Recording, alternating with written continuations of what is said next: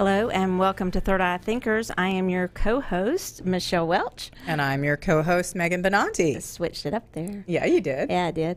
How are you doing? I'm fabulous. And you? I'm doing great. Yeah. I'm glad to bring in the new year. This has been good. Yeah, I feel like I'm kind of coming out of my little shell over the, my Lyft driver. I lifted here today, and he asked me, and that's why it's kind of a little craziness, but he was like, "Oh, how were your holidays?" And I was like, they started in like at Halloween and haven't stopped. Yeah. And finally they slowed down, and I'm happy about that. I mean, not complaining; they were good, but I'm glad just to feel like things are back to normal a little bit. Yeah. Oh, it's interesting. When I was getting in the car today, it was that feeling of like, oh, isn't it amazing how much we can get done with our personal lives and our ambitions and goals and stuff when we're not celebrating Christmas? I know. We're not Christmas shopping and worrying about other people and running off to different things. Oh, and but so but speaking of worrying about other people, Megan is always so sweet and always like kind. You're so giving. And so she brought me, you guys, you got to see this little ornament. I'm hoping that shows up. Yeah. So this little Third Eye Thinkers ornament. It's awesome. It's a third eye. It's awesome. Thank you very much. Of course. Yes. And I just brought her some corgi socks because she had her little corgi. Yeah, I have baby. 2 Welsh corgis. So. Yes. So she got me corgi socks and the corgis have little bandanas on them. It's very cute. Yeah, it was pretty funny though. They were like down in the bottom of my purse, not wrapped all pretty. She brings this nice bag, everything all wrapped in tissue, and I'm like, here, let me dig out these, corgis for you. And finally, I found them. It's okay. It just came straight from the store. So. Here's some socks. Let me take the price tag off. And so anyway, when I was picking socks, I didn't have to use a pendulum, but that's what we're talking about today. We're talking about pendulums. And I was thinking, man, when you go up to all those socks that are so cute. How do you pick? How do you pick? You could use a pendulum. So we decided to talk about pendulums and how to use them and what to use them for. Right. Yeah. No. And I was kind of excited by this because I use pendulums some, but it's not a standard modality for me. And so this was kind of exciting to get into and see some of the things that Michelle does with it, because over at Soultopia, she sells pendulums. And so, they're going to have a lot more experience and expertise in that. So, yeah. Well, some people it's different modalities, whichever one, people are most comfortable with. I think one of the big things people want to know to start with is, how to pick a pendulum.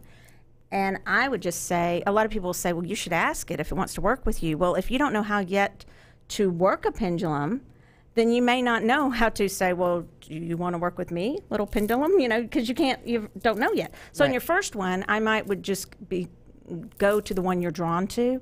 I always like a heavier base or crystal to the pendulum.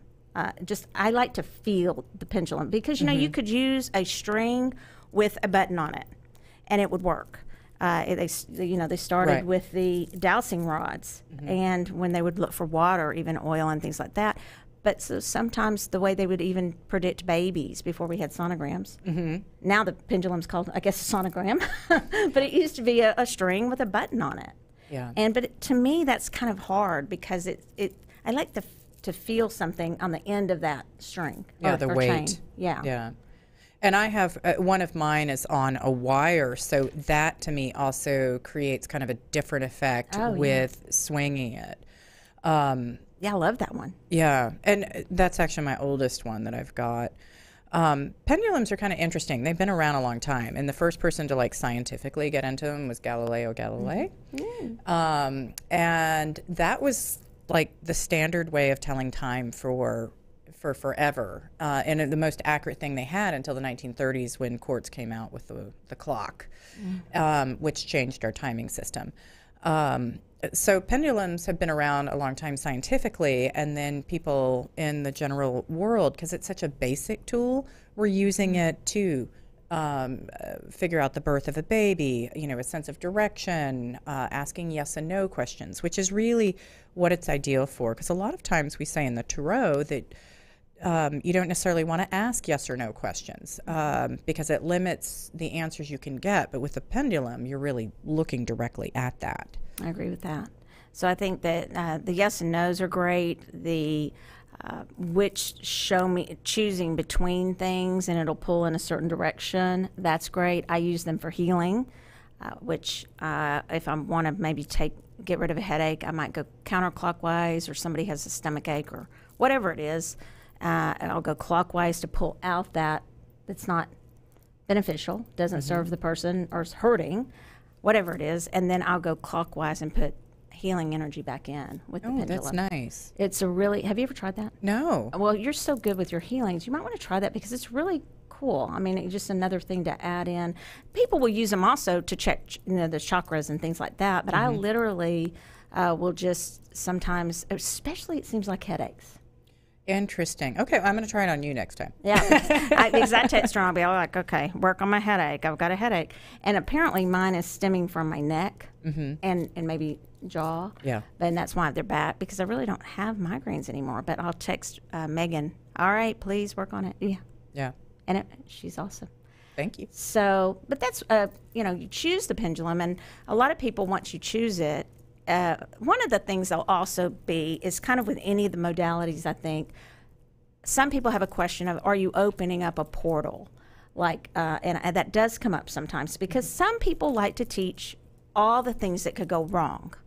I don't typically start there. I start with, let's be positive and let's not bring about fear, but let's just always ask for protection like we would do in everything else. Like we've said that we do at the beginning of every show, and that everything be in the readings and whatever we do for the highest and best good. And I do believe in protection for, with calling on Archangel Michael is what I do, or other things that crystals that I use. But I just don't think that I have kind of different take on portals. I think we're all a portal.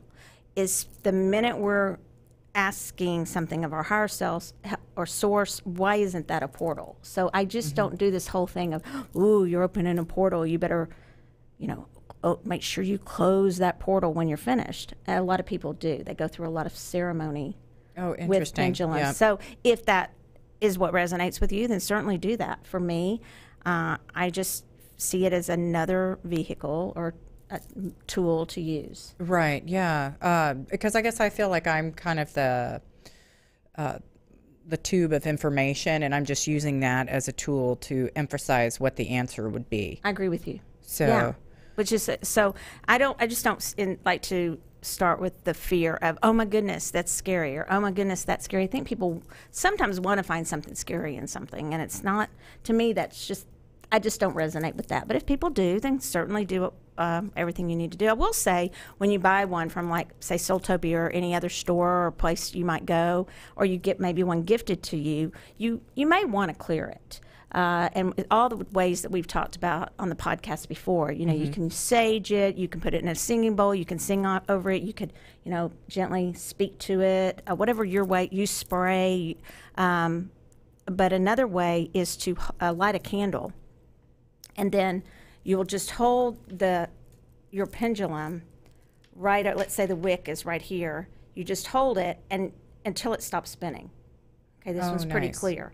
I'm going to make it move. So let's say it was really spinning. You don't want to burn it. You don't want to hold it too close to the flame, but just above it, and then it'll stop. Another way people have said is you could bury it, like they say that about crystals. Just put it back to Mother Earth and bury it. I say mark the spot if you do that, and also, you're going to get, there's chains and things. I just think that it could get messed up on a pendulum. Grubby. Unless you put it maybe in a little bag that helps to carry it. Another thing I've heard is people say put it in the freezer. And okay, well, great. I tried it, though.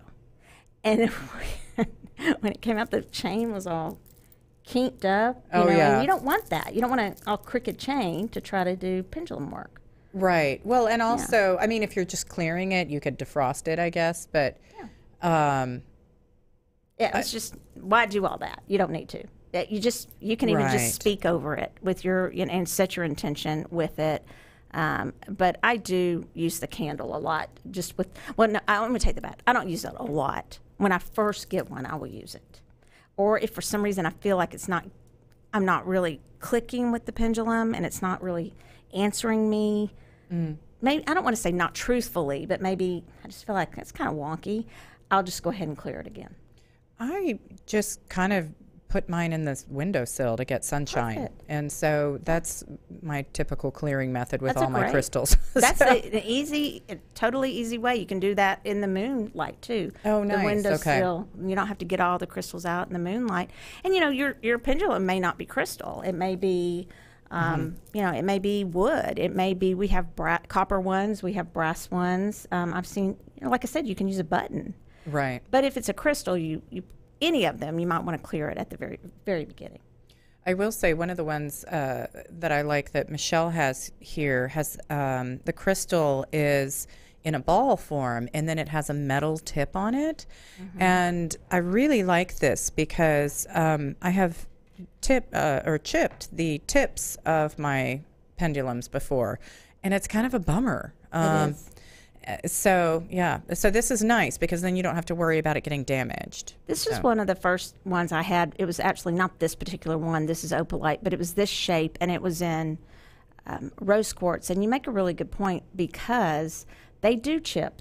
Some of the other crystals may chip, and then it doesn't have that little good point. And somebody has asked me before, you know, my opinion. Oh, can you still work with it? It doesn't have, you know, is it damaged? And I'm like, I relate crystals to us. I'm like, well, we break sometimes, but we still work. But with the pendulums, you know, it makes us even better. We grow from that. So the crystals, we don't throw away your crystal just because it has a little.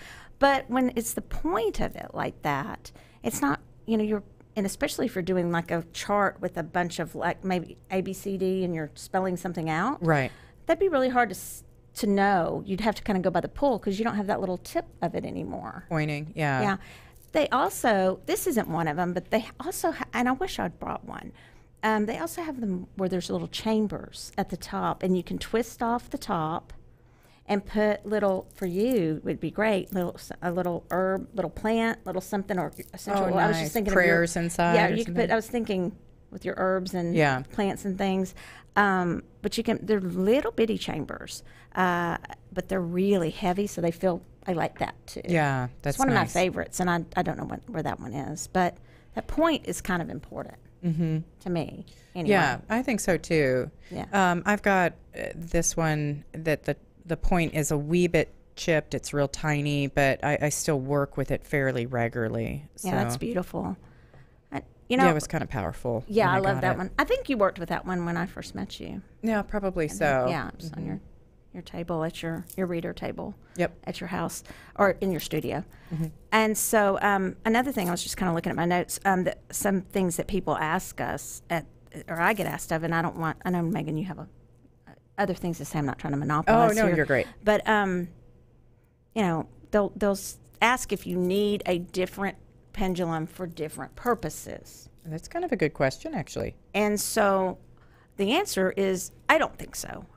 If you start really liking your pendulums, it's just like tarot decks. You know, you might have one deck that you use for certain situations, or you may have one you get really used to using. I think I switch a lot, and they usually will work with me pretty quickly. But you know, it's just whether or not, I don't think you have to spend the money is what I'm trying to say. If you love them and you want to, then yeah, sure, you might have one for healing. You may have one that you use for just asking yes, no, for your personal questions. Right. But I don't think you have to get a whole bunch of them. Yeah, I would agree you don't have to, but if you want to focus a particular energy, you know, that crystal that could emphasize that might be good to work with. And so you can have a variety. The woman that introduced me to pendulums, she actually had a really nice little board with little tiny nails on it. And the pendulums hung down on those. Of course, I walk in and I look at it and the board breaks. So, Ooh, that's kind of freaky. Yeah, it was kind of wild. That's kind of cool, though. Actually, or maybe the pendulum broke. I mean, it was just weird. It was weird, but I was like, sorry. But see, the thing is that some people, if their pendulum, if that happened, if their pendulum broke or the board broke, they might be like, oh no, they jump immediately to, I'm not supposed to work with this or something like that. And I love how you were just like, oh, sorry, okay, let me get my pendulum. Yeah, no, Right? she was not. Yeah, and she was like, oh, no big deal. Like, See, she wasn't stressed at all. Do you know what I mean? It's not even like stress. They think that maybe there's some, it's giving you a message that you shouldn't work with it or something. Right. And we have that, a lot of people. And if you believe that, that's fine. But again, I just don't operate from that fear-based Right. perspective. I operate from the, oh, well, I broke the board. Yeah. I'm sorry. And, let's pick a pendulum. And it's just like the tips breaking off. Some people will be like, well, that means you're not supposed to work with it anymore. No, to me, it just means it might not be as easy to work with. And you kind of are going, oh, it doesn't look quite the same. Or if you have a concrete floor like I do and you drop it, there it goes. You're kind of screwed. There it goes. And there's not really a reason that happened. Not the best language, sorry. It's fine. Not the worst I've heard today. So I think that is really important, the purpose. I think it's really another issue, unless you have something else on that. No, go for it. I think getting it to work, probably a lot of our listeners might want to know just how do you get, a pendulum to work? And I'll just tell you guys how I do it. I think when you're first starting, I would maybe have a table that you can put your elbow on, and maybe I'm a little bit low here for this, and then you would hold it between your thumb, and a lot of people will teach your third finger, but I do index finger, but I also want you to know hold my pencil wrong. So I don't know that there's a right and right. I hold my pencil on like the fourth finger instead of the third. And That's okay. I fork too. Yeah, they tried to change that. No judgment. Yeah, they tried to change that my whole life. And the funny thing is my kids do it too.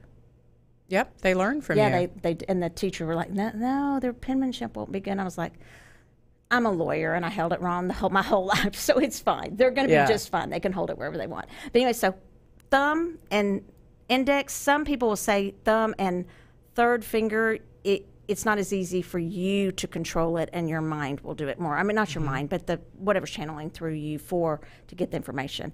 And then I would just say, if it has a really long chain and you're brand new, you might want to choke up on the chain a little bit to shorten it, just a little bit.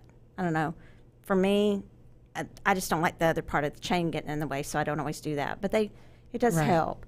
And then I just say to set it so you'll know which answers, because some people's no may go in the direction that, like vertically, you'd think a yes would be. So I just say, show me a yes, which is kind of what he's doing, thank you, and then show me a no, and I will switch back. That mine is horizontal. And then if you have a maybe, mine's already doing it. Mine's going in a, what is that? Circle? Circle, I can't. Clockwise. That's clockwise.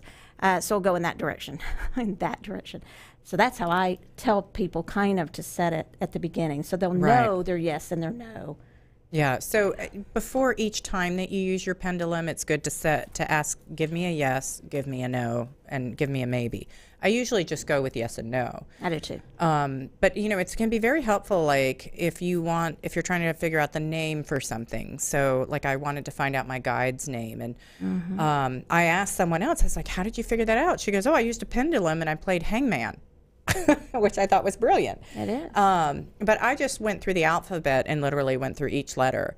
And so until I came out with the letters that worked, and then I put them together in the order that worked for me. So yeah, that's really good. Yeah. Tell me about your board you've got there. Well, so you don't have to have anything. You can just ask questions. You can ask, also, I just want to say, sometimes I go by the pull of it. You'll get used to your pendulum. The biggest thing with pendulums, where you can trust it and not think you're controlling it, is to just work with it a lot. Then you'll know, okay, I'm trusting the answers I'm receiving, especially when you're doing it for yourself. A lot of people will be like, couldn't you make it go in a certain direction? Yes, is the answer. You could, but with your mind. But the more you work with it, you'll know, am I influencing it, or am I trusting the answer I'm getting? But this board, we have some friends of ours who sell to us, and I don't know if I have it here, Megan. Yeah, they can see it. The name of their company is really cool. It's called Smart Ash. Oh, that's cute. Isn't that cute? And they sell, incense holders, and they do all these wood. They do our journals too. And Doug and Marina, and they own Smart Ash, and I think it's the email or the website for that is Smart Ash Inc., but Google it because I always get that last part wrong, .com. I could be wrong, but it's a really clever name. And so the board is just for pendulum boards. You could use it to, I'm going to put it right here. You could start at the base of it in the middle and hold your pendulum over it and ask your question. And then this board happens to have no now, maybe, yes, unknown, wait, no. So depending on your question and the way it swings, it would give you your answer. Now, it's kind of important to be succinct, pretty clear on your questions. Mm-hmm. I don't go as crazy as a lot of people do about that, though, because you could be forever asking, you know, they'll kind of go, well, maybe that was a past life. And I'm like, no, I usually set my intention in this lifetime for me, blah, blah, blah, you know, because you could forever just go come through up, that. oh, it must be in a different dimension. No, you know, unless you say that's what you're asking. You're asking for this life. So you ask your question, and then it'll swing. Sometimes what I'll do, you guys, is I'll say bigger if it's kind of barely moving. And so when it starts to swing, I'm going to hold it the way I hold it. It's like this. When it starts to swing, I'll say, and I'm kind of leaning over here I'll say bigger. And sometimes if I really didn't choke up on it here, it would really get going. Well, it was pretty big. Really big. How much it swings is not that important unless it's important to you. Like maybe it's normally doesn't swing a lot, and then all of a sudden it just takes off. That might mean like, oh, wow. Right. Well, and one thing to keep in mind, too, is you don't have to have a specific board. You can literally draw your own board on paper and work with your pendulum over that. That would work as well. Absolutely. Yeah, and if you don't choke up on your chain, that does give it more swing motion. I will say, I mean, part of this is working off your body's vibrations. But you have to understand that, again, you are channeling that information and you're working with your higher power. And so it is trusting that you are getting the correct answer. And this is just a tool to help you do that. Because, you know, a lot of times you get that, you know, we have a hard time trusting ourselves. And so this is it just makes it that much more simple. I agree with you. I think one thing that's kind of funny for me is I get overwhelmed at like Sprouts or places like that where they'll say, well, you need to, let's just pretend like it was like vitamin C or something. You need to go get some vitamin C. This is the first thing that came to my mind. And you go in and there's so many brands. So you might just want to get, you know, maybe they haven't told you exactly which one. And you could do this with anything, a car even, I mean, whatever. But you may just want to pull like 3, maybe the bottle you're drawn to, the prettiest bottle, the most expensive, the least expensive, whatever. You don't, and you could choose between the 3. Or you could just say, sort of guide me to which part of the shelf I'm supposed to be on. We even play a game sometimes where we hide things, and it's kind of like that hot or cold with the pendulum. Oh, nice. Yeah, and it'll just help you find it. So that's a good way to practice, too. But I like what you said. You absolutely do not have to have a board. You can even write things, and kind of like the shell game where you don't, if you want to take your mind out of a little bit, and you don't have to do this, but some people want to, and just not see which one, mix them up and have like maybe 3 choices and see which one, after you ask your question, if it's about yourself especially, that the pendulum swings towards. And you can practice with someone else. It's kind of fun, like if we were to practice. Oh, and after you set, you know, your yes or your no, and if you're going to set a maybe, and Megan might have, she absolutely knows her first car that she ever owned, and she'd ask me, you know, very straight face, my first car was green, and then I'll use my pendulum to answer yes or no, and don't be hard on yourself. If you don't get it, that's okay. You know, it's developing a relationship with working with this modality. Right, and for you, that might also give you some answers as far as like, okay, maybe I'm, you know, maybe that's something I need to pay attention to. You know, as far as the direction it went, maybe there's information in that for me that I need to start learning and understanding. Yeah. So they're really fun and they're really pretty. I absolutely love. Is that a black onyx? Yeah, it's just beautiful, and the shape is different than a lot of them. You want to show yours real quickly? Oh yeah. I don't know. And it's got a little quartz on top, so. There's that one. Yeah, it's a big old fat boy. It felt really powerful, but it just felt like what I needed. And it's kind of nice. It has a short chain on it. So with a bead at the top, which gives you something to just like set between your fingers. Yeah, that's a great way how she's doing it too. I usually pinch it. That's probably better, you guys, to hold it with the little bead. I don't know if I'm in there, Matt, but.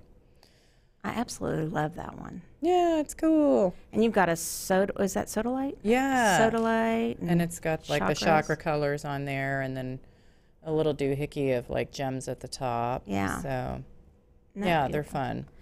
One thing is Roger will have classes to make them, Mhm. and Oh, those are that's some of the nice. most popular classes. And we have these. I can actually just take this off, my necklace, sorry, this being my necklace on a leather Strap. string or strap. And you could use this one, use your crystal necklace or a necklace even. I'll even take them all off sometimes if I don't have anything else. You can use a lot of different things. Once Yeah. eventually you can use your body. Your inner body will just start sort of telling you yes or no, and you could even sort of feel it like you're a pendulum. That's kind of interesting. And this is not off topic, but I went to a bar mitzvah service one time, and at that synagogue, the gentlemen, they would rock when they would sing, a lot of them. And it's an undulating motion, and it is very soothing, but, as an outsider, you're like, huh, what's going on there?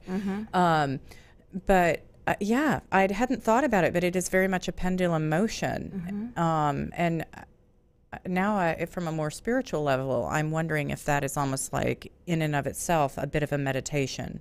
I'm sure. Yeah. That's a great thing to think about. It soothes me, but that's just because I like that motion. But if you go inward and you're like, yes, nose kind of a little more like that'd be my nose back horizontal. That'd be kind of Well, yeah, weird, and when we but- sit in a rocking chair, we don't rock sideways. But we feel it. You can just know? kind of feel it. And it's the same with the pendulum. You just kind of feel that tug. Like when it goes, you kind of know. And especially the more you work with them. I will tell you guys, and I didn't tell Megan this, I hope this is okay, but I have a little flip book I've been working on for like 2 years of charts. Oh, great. They have everything.